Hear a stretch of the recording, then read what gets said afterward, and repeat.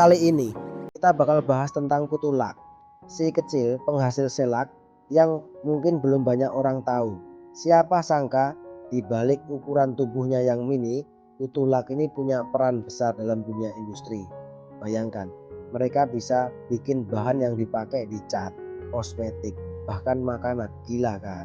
Jadi kutulak ini sebenarnya adalah serangga yang nempel di pohon, terutama pohon jati dan pohon mangga.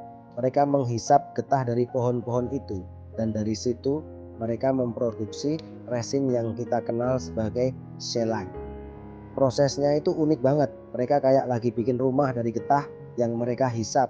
Semakin banyak kutulak, semakin banyak shellac yang dihasilkan.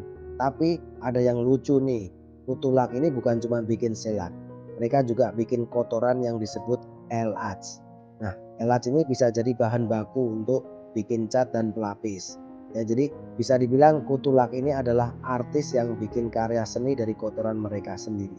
Siapa yang nyangka ya, ngomong-ngomong soal budidaya, ternyata kutulak ini juga bisa dibudidayakan.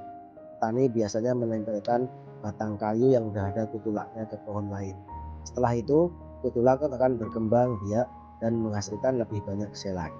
Ini jadi cara yang efisien untuk mendapatkan shellac tanpa harus merusak pohon. Jadi kita bisa dapat manfaatnya tanpa harus jadi jahat sama alam. Dan yang lebih menarik, shellac ini juga ramah lingkungan.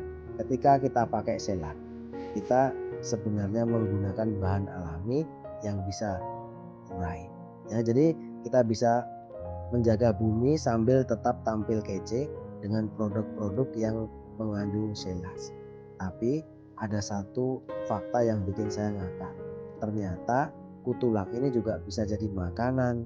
Di beberapa daerah orang-orang mengolahnya jadi makanan tradisional.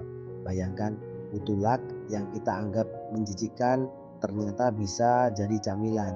Mungkin bisa jadi tren baru ya.